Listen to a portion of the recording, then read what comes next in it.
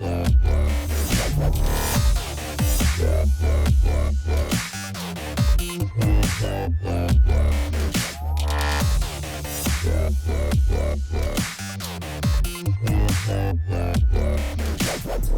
good afternoon, everybody. My name is Bradley Burt. I want to bring before you today my findings as the past club enforcer for Madison NORML, and ask you to please come and join our community watchdog network through Wisconsin Cannabis Warriors. We want to bring the truth to our legislative body.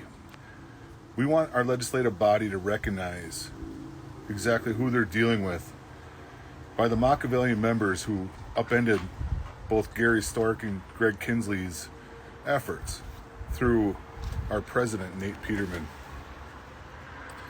During that period of time, roughly between, I want to say, 2017 to 2018, I witnessed a lot of deception, deceit, trickery, manipulation, gaslighting. I mean, gaslighting was their number one mode of trying to get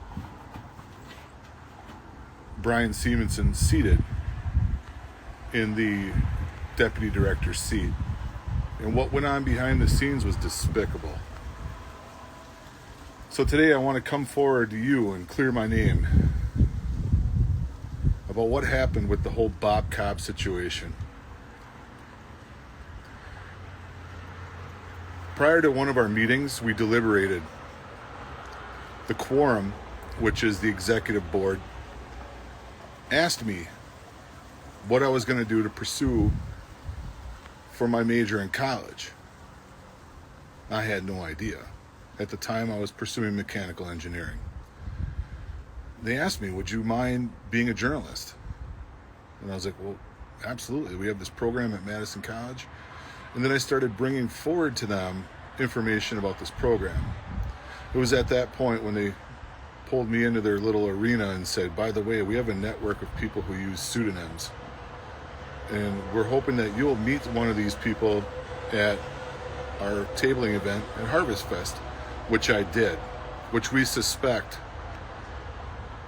used the handle Mary Jane Jones, which completely took everything into such a grotesque manner and roped myself, Jenica Stein, Gary Stork, and Greg Kinsley into a circus orchestrated by Jay Southoffner through his secretary and webmaster, Jessica Struzik, who maliciously attacked us with falsehoods, sent out a viral blog, and spread malicious falsehoods about us.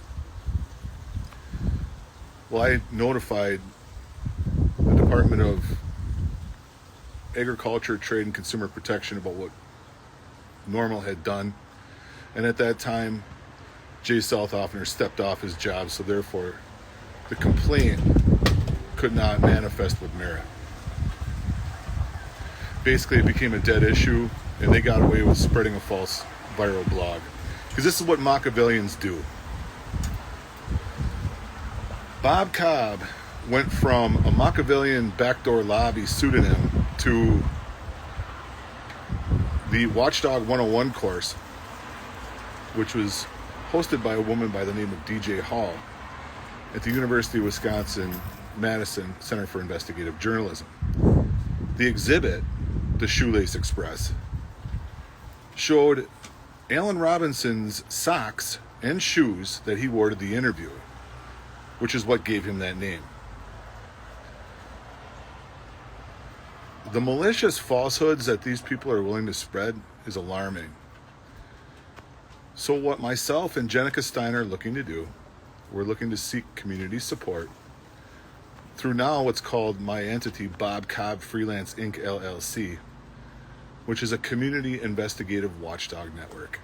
We're basically your neighborhood watch for Wisconsin Watch, and we're keeping an eye on the Machiavelian members who upended Madison NORML. They're out in the community. Their name has been brought up in the press. We've been profiling both Brian Simonson and Alan Robinson. We've been sharing information about them for your safety because these two individuals are a threat to public safety. Allen Robinson broke into the Wisconsin State Capitol. We asked for the open records. They came back completely blacked out and redacted by the Department of Justice. And shortly after that is when that blog went viral. So now what we're doing is we're bringing forward to PBS a pilot about the Machiavelian behavior of this group. We're asking that Watchdog 101 train our future street journalists at Wisconsin Cannabis Warriors. And what we're looking to do for you is keep our community safe, our social media community. We live in a day and age now where anything goes.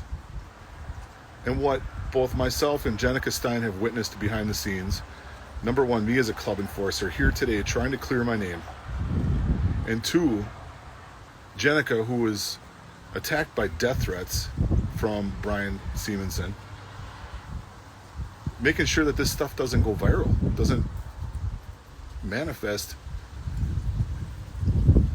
into the falsehoods that they spread, because that's what they're capable of doing. Now, this is all orchestrated by Jay Southoffner. I was there behind the scenes, receiving texts from him, trying to undermine Gary Stork, trying to undermine Greg Kinsley, trying to put Allen Robinson in place to take over that quorum and remove those 2 or 3 entities. Well, by January 2019, I eventually quit. I couldn't take it anymore. I couldn't enforce a quorum that behaved in a Machiavellian tone. And the level of Machiavellianism went all the way to bridge canvassing for Tony Evers' campaign and doing things that a NORML chapter is not supposed to do.